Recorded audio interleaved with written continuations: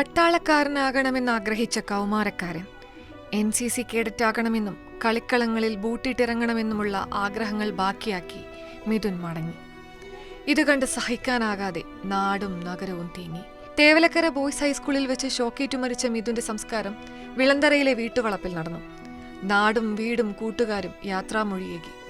അനിയൻ സുജിനാണ് ചിതയ്ക്ക് തീ കൊളുത്തിയത്.